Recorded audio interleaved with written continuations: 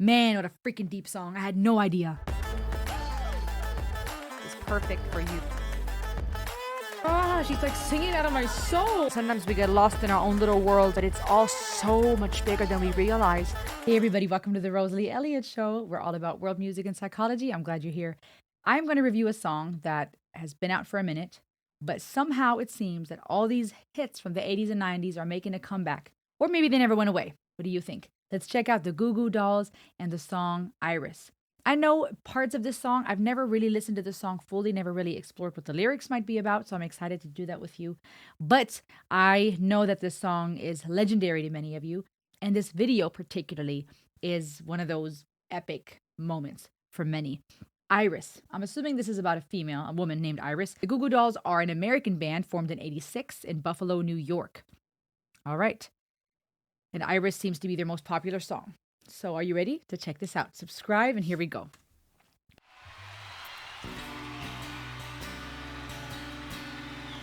You turn my guitar on.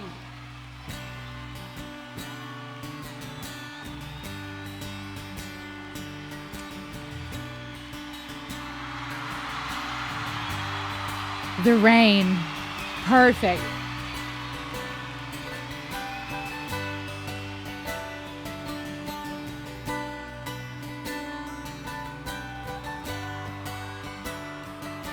And I'd give up forever to touch you, 'cause I know that you feel me somehow. You're the closest to heaven that I'll ever be, and I don't wanna go home right now, 'cause all I can taste is this moment, and all I can breathe is your life. Wow. So when sooner or later it's over, I just don't wanna miss you tonight. And I don't wanna see me, 'cause I don't think that they'd understand. When everything's made to be broken, I just want you to know I am.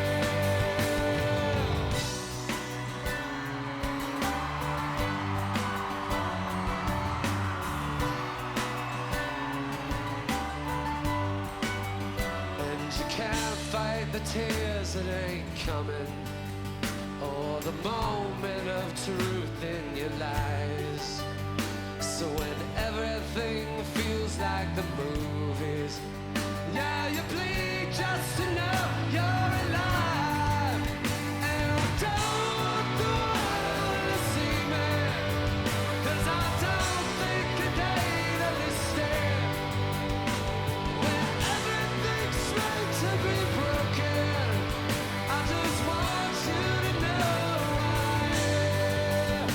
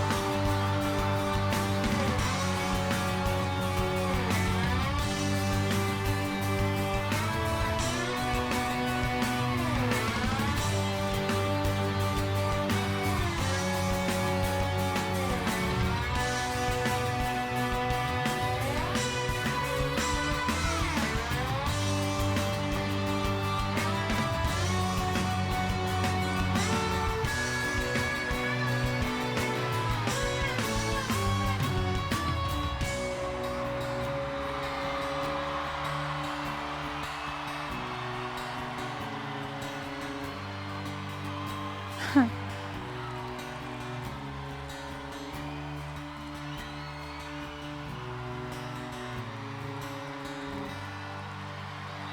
I want you guys to take this one home, all right? Wow. And I don't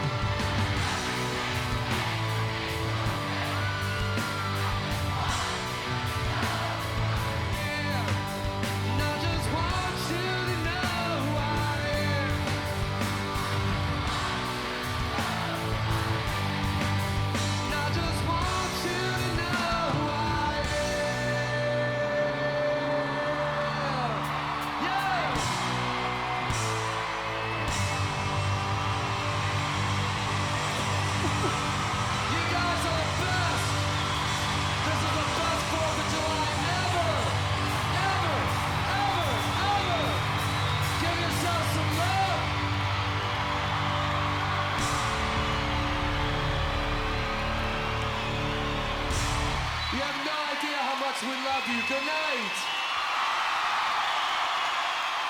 Thank you for sticking around.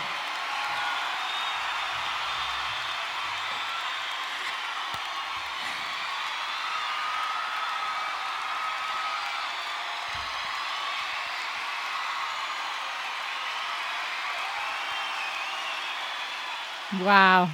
I needed to let this play to the end and just bathe a little bit in that applause, not for myself, but just for the experience. Imagine being at that concert. The energy, guys, from his hair to the rain pouring down, the shirt, the necklace, the whole vibe was legendary. I mean, imagine being at that concert and being able to say in your lifetime you were at that concert. I know that's how you feel about some of your big bands, from Rush, Led Zeppelin, Pink Floyd, Tool. I know you guys all have your favorites where you say, or Rammstein, I keep hearing in the comments different examples where you were at a concert and it was legendary. Beyond just because it was your favorite artist or you like the music, but the energy. I mean, think about it. Psychologically, our brains are synchronizing when we're enjoying something together. Our mirror neurons firing when we watch other people enjoy something. So just imagine on a psychosomatic level, the euphoria, the energy that's just oozing, that's kind of a gross word, but oozing out of that place. Amazing. There's so many things here that could be analyzed that I found so profound and meaningful. Even little things like him saying, show yourself some love. We don't know how much we love you. You don't know how much we love you. But we'll talk about that in a second. The musical composition of this is legendary. And yes, of course, I'm sure there are notes and chord progressions that we would find parallels to in other older songs. That's how the cookie crumbles. We are inspired by what has come. It's a ripple effect. There's nothing new under the sun. So yes, some of you may say there are other songs like this, and this wasn't the first with that type of chord progression, and they were inspired by so-and-so. There's nothing wrong with that, in my opinion. Rush and Police is another example of that. The Police, ironically, were influencing Rush, not the other way around, as I had thought. And I find that beautiful. I find it beautiful to be inspired and to create something of our own and to be in that dance of inspiration and originality. I think that just speaks to the human experience anyways. We're all trying to be individual, one of a kind, loved, not copy and paste, but at the same time, we long to belong to a community. Everything in life is so often this both and dance. And here we have a song that in my mind is legendary and unique and one of a kind, even if it has notes and chord progressions that were more typical in the 90s, that were more commonly found in certain music. This is the Goo Goo Dolls' biggest hit, or one of their biggest hits, Iris. And I find it powerful because I thought, I've never listened to this in full. I know the chorus. I feel like I've heard snippets. I grew up in the 90s. Naturally, I came across this song, but I never listened to the lyrics and experienced the song from front to end like I just did. And with all the life that I've experienced up until this point, it also influences and impacts how I'm hearing this. I thought this was about a woman named Iris, and the way this song started, it very well sounded like a love song, like a longing for that type of intimacy and connection. And we'll talk about that in a second. But then as the song went on, I'm realizing this is so much deeper than I thought, because when it talks about, I don't want the world to see me, I just want you to know who I am. And we're talking about these type of existential desires to be seen, to be known by someone, but not seen by others. How perfect is it to name that song Iris, like the part of the eye, because we're talking about not being seen, but being fully known. Okay, so even the title alone is way deeper to me than some woman named Iris. That's where my mind went. And it starts off with this idea of, I'll give up forever to touch you because I know that you feel me somehow. Boah! I mean, that level of beautiful poetic songwriting for one, but that level of intimacy to say to someone, I would give up forever, which is for many people a core desire to be forever young, to live forever, for things to go on. We long for the eternal. We look for it in religion. We look for it in God. We look for it in the afterlife. We long for the antidote to our mortality, to something finite, to the impending death we're all facing, that sand running through our fingers, that thing we can't control, we can't stop, we can't slow down. Eternity, heaven, forever young, all these things may possibly be a remedy. A human deep desire for something to last, a love that lasts, that's unconditional, a relationship that doesn't fade, our friends and loved ones that shouldn't die. To say to someone, I would be willing to give that up, to give up forever, to touch you. I would give up the eternal for this moment because this is so profound. Because I know that you feel me somehow. Beautifully worded here, this idea of being touched or touching someone because I know you feel me. almost as if to say to this person, you get me, you feel me, beyond touch, you understand me. You're the closest to heaven that I'll ever be. And I don't want to go home right now. At first, I thought this is a song addressing this woman named Iris, a love relationship, someone that you feel seen by, someone that makes you feel seen, that touches you beyond physical touch, that makes you feel closer to heaven, closer to bliss, closer to glory than anything else or than you'll ever be. I don't want to go home right now. I don't want to stop this moment. I want to hold on to this. Maybe you can relate to that in a romantic sense, in a relationship. Maybe you've experienced something, you've traveled somewhere, tasted something, seen something, and it was so beautiful to you and so meaningful to existing that you say, I don't want to go home. I don't want this to stop. And even the way that the whole composition musically was working with these beautifully poetic, powerful lyrics was so powerful. The crescendo, that staccato brought in so much drama, the acoustic guitar with the electric guitar, the drums with rhythmic precision, just the strings bringing in that drama, that crescendo, that making it beyond putting in music. They put into music, in this musical composition, they put into words in the lyrics and in the composition this deep feeling we have when we really don't want something to end, when we really want to love someone and be seen. To me, it was beyond just a catchy legendary tune and so cool because of the rain. It was what I have longed for in my life, what I believe many people long for, which is a level of intimacy that is hard to come by, a level of human connection that is hard to come by and even harder to put in words. And they put it in words in these lyrics, but also with the way the song was composed. It was so powerful and emotional, from the strings, like I said, the staccato, the guitar solo, the riffs, the melody. It was just beautifully painful, if you will, because it was so deep. All I can taste is this moment. All I can breathe is your life. We're talking about the senses, really taking in. In therapy, they say use your senses to ground yourself, to be mindful. Breathe, take a deep breath, smell something, taste something, touch something to ground you. And here in these lyrics, we're talking about touch. We're talking about seeing, tasting, breathing. And it's this idea of really being present, fully experiencing it with all your senses. And sooner or later, it's over. Also, I can breathe. All I can breathe is your life. It's so interesting because we're talking about life in this moment and eternity forever. It's this dance of existence. I don't want to miss you tonight. And that takes it back to that relational aspect for me. I don't want to go home. I don't want to miss you. I don't want to miss this moment. And then the chorus, that legendary chorus. I don't want the world to see me because I don't think that they'd understand. On one hand, I wonder, does this mean I don't want the world to see this part of me because I'm being so vulnerable and open?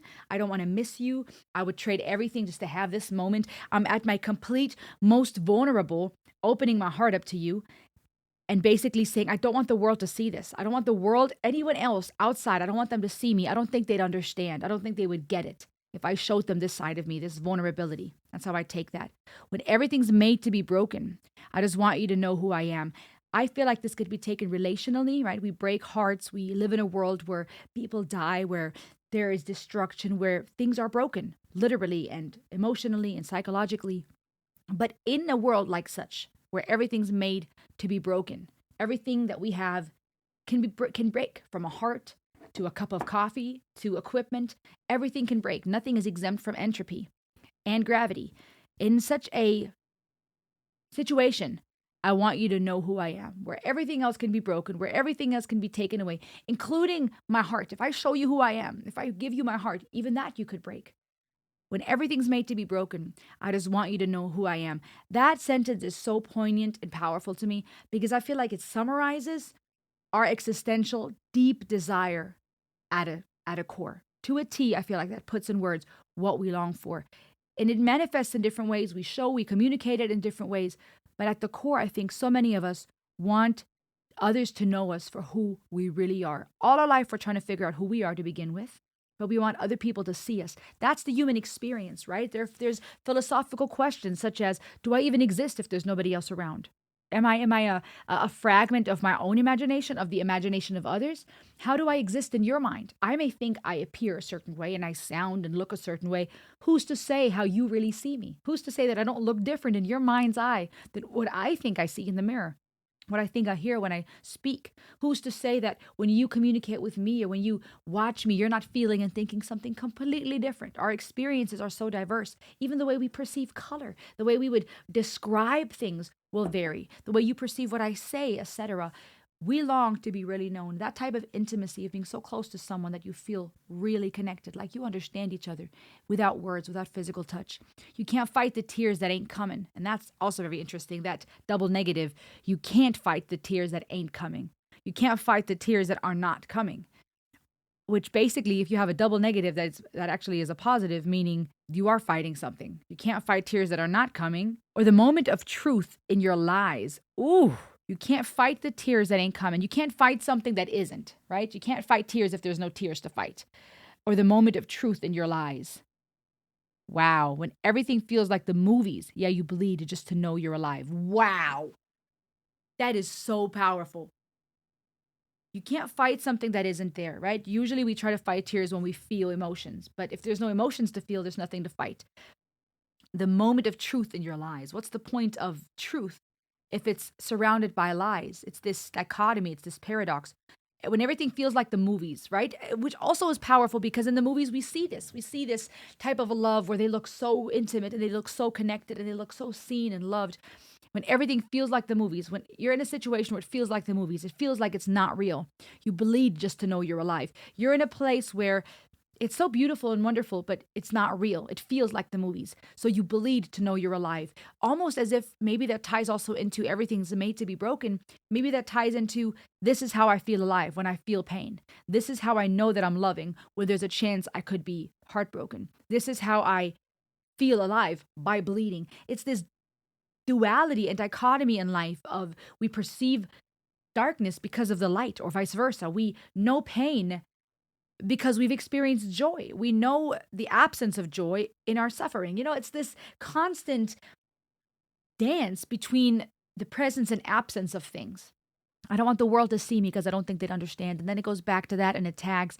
And then the last line, that poignant line we spoke about, I want you to know who I am, keeps tagging. And that is just so powerful. Like I said, it's this honest and vulnerable expression of longing for someone to really see us and someone who understands that things will break. And we have this battle between the eternal and the very moment, between feeling alive and bleeding at the same time, between things feeling fake like the movies, but wanting something to be real, wanting something to last. This dance between not wanting to be seen because it's too painful and too personal, but wanting to be known by somebody. Not wanting to be seen by the world because they will misunderstand. They'll perceive us through their iris in their own way, and they might misunderstand. And we long for someone to see us, the iris, to see us and truly understand, truly love us, and truly accept us. I feel like this song powerfully puts in words the human experience and the human desire. This is so freaking poetic. And of course, it adds to the drama when he's standing there in the pouring rain and they're all playing together. The musical composition, as I said, the strings, it adds so much emotion. Music speaks to us, it taps into our brain in deep, deep ways, and it empowers us and it impacts us for joy, for grief, for anger. It's amazing. Even, personally, when I saw that it was released in 98, that's the year that we emigrated, left Germany, and we immigrated into America for a year. It just lasted a year. We went back to Germany after with our mom. And so even for myself, I'm reflecting on times of uncertainty and fear and trying to figure out who the heck I am. And even just seeing that affected me psychologically, thinking, wow, that was a year of a lot of uncertainty and adventure and pain. And I too long for people to know who I really am. We all have that desire. We can all relate. It was so freaking powerful and beautiful. And then the fact that how he encouraged the cameraman to turn towards the crowd. For one, I think that was just so cool. There was also this idea of humility. No, don't just be on me. Look at the crowd. Let them see themselves. That was really powerful. Maybe also this play on this idea of iris. Turn the lens of your camera to the crowd, not me. Let them see themselves, not me. I don't want the world to see me. Let them look at themselves. Maybe let them see who they really are in the reflection of that camera. But then also how he said, show yourself some love. And of course, on a superficial level, we take that as clap for yourself, show yourself some love. But I feel like that's also such a powerful therapeutic statement to tell these people who are cheering and shouting and in love with this song, that in that desire to have someone know us for who we really are, I want you to know who I really am, to turn the camera back on ourselves and to say, show yourself some love. That's often the remedy for that ailment, is that when we feel disconnected to others or we long for them to see us, there's nothing wrong with striving for that relationship, even outside of ourselves, in our relationships and marriages and with our family and friends. But first and foremost, show yourself some love. Love yourself. Learn to know who you truly are, to accept and see yourself, to open your eyes to who you are and to accept you and to love you. And then in the end, how we said, you guys don't know how much we love you. It was just this beautiful summary synopsis of this idea of you are loved more than you know. Show yourself some love. You long to be seen. You want someone to know who you really are. Know yourself first. Love yourself. And from that, it will overflow into other people's lives and you can all love each other. Man, what a freaking deep song. I had no idea. Did you ever listen to the lyrics like this? Did you know how deep this was? I didn't. I thought this was just a catchy hook from the 90s. Sheesh, was I wrong. Subscribe. Stay tuned for the next one. I'll see you on the next ride. Heyo!